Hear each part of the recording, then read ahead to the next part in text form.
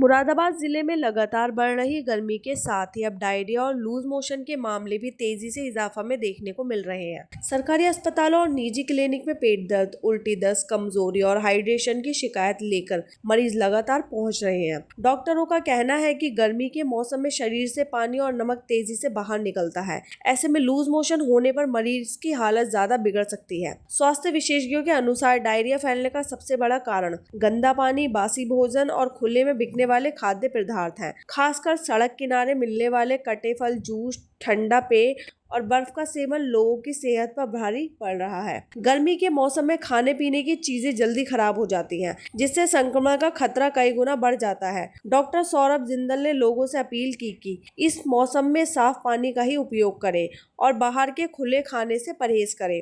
वहीं डायरिया की स्थिति में तुरंत ORS या नमक चीनी का घोल कर सेवन कर शरीर में पानी की कमी को पूरा करें।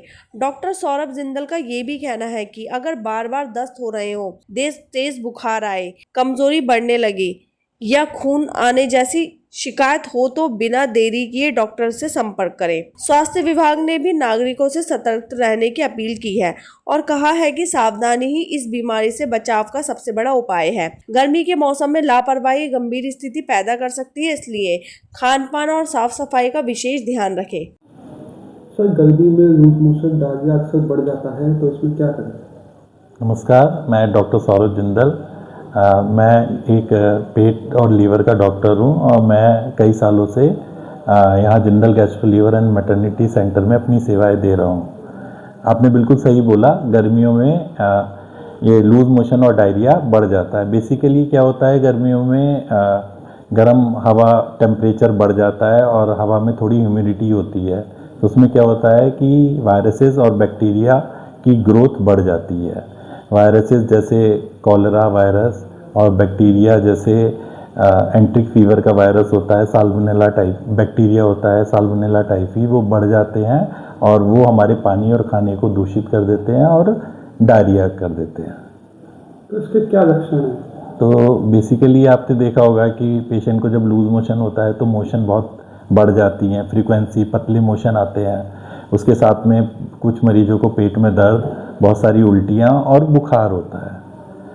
और कुछ मरीज को आपने सुना होगा कि डायसेंट्री यानी ब्लड भी आ जाता है मोशन में। तो ये सारे सिम्टम इसका ट्रीटमेंट कब करवाना चाहिए? तो इसका बेसिकली ट्रीटमेंट तो जनरली जो वायरल इलनेस होती है, वायरल गैस्ट्रोएंटराइटिस होती है, तो उसका ट्रीटमेंट तो या कि कोई भी लूज मोशन का है तो सबसे मेन ट्रीटमेंट तो हाइड्रेशन है। तो हाइड्रेशन के लिए मरीज को हम ORS के लिए बोलते हैं। ORS के साथ में यदि वो ORS नहीं ले रहे हैं तो नमक, चीनी और पानी का घोल ले सकते हैं। साथ में आपने सुना होगा कि वायरल इलनेस तो सेल्फ लिमिटिंग होती है, तो वो 3-4 दिनों में अगर हाइड्रेशन मरीज अच्छा रख रहा है तो वो सही हो जाते हैं।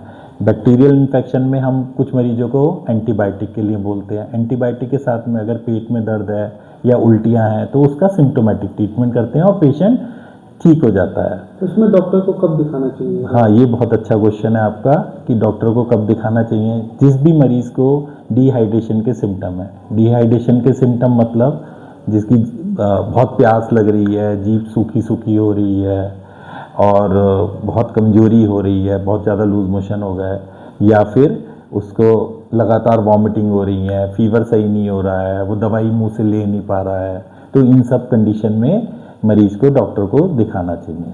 तो इसके रोकथाम के लिए क्या करें? रोकथाम के लिए सबसे अच्छा है कि बेसिकली सफाई का, जैसे पानी साफ पियो, खाने का मतलब ऐसा होना चाहिए गर्मियों में कि सेम डे का खाइए, रखा हुआ मत खाइए। और दूसरा इम्पॉर्टेंट चीज़ है कि हाथ की सफाई, जैसे मतलब अगर आप खाने जा रहे हैं या टॉयलेट जा रहे हैं तो हाथ अच्छी तरह साफ़ करने चाहिए। खाने से पहले अपने हैंड वॉश करने चाहिए और फिर इससे बहुत हद तक इसे रोका जा सकता है। Thank you.